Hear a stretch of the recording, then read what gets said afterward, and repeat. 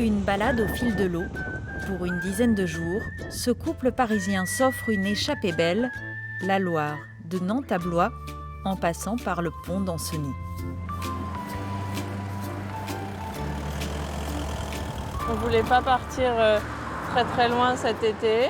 C'était l'occasion d'être aussi pas mal à l'extérieur après des mois de confinement. Et donc voilà, et puis d'être un petit peu plus actif. On fait déjà du vélo à Paris dans la vie de tous les jours. Et donc voilà, c'était l'occasion de faire un petit challenge pour les vacances d'été. On voulait monter la Loire, on voulait aller contre-courant parce que apparemment le vent c'est derrière quand on fait ça. Et donc on voulait pas le vent en face tout le temps. Donc c'était un petit côté pragmatique, mais aussi il y a des châteaux, les vins, tout ce qui vient avec la Loire en fait.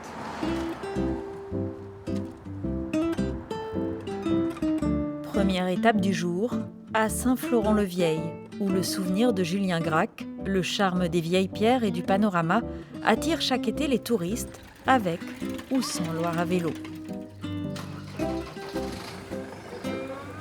On peut tout prendre en portée. Ok, ça marche. C'est important, on va dire 2 mois dans l'année, 3 mois. Juin, juillet, août. C'est plus là qu'ils sont présents. Après, le reste de l'année, c'est très local. Ouais. Je ne connaissais pas du tout, c'est très sympa. Un peu dur pour monter la pente en arrivant, mais la vue en vaut le coup, donc c'est joli, très sympa.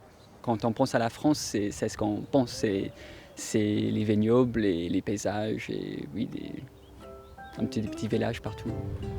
Souvent, l'itinéraire bifurque. On quitte la Loire pour traverser des paysages de champs et de haies bocagères.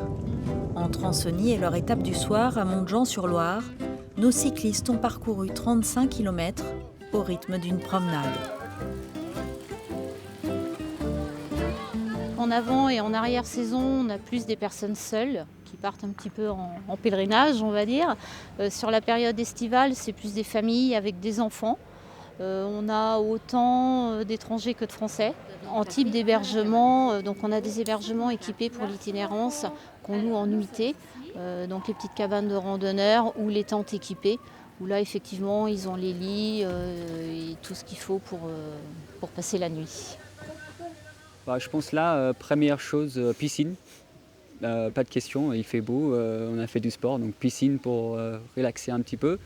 Et puis après, aller faire un tour dans la ville pour voir ce qu'il y a à voir. Du centre de la France, près de Nevers, jusqu'à l'estuaire de la Loire à Saint-Brévin, l'itinéraire offre plus de 900 km à découvrir ou à redécouvrir.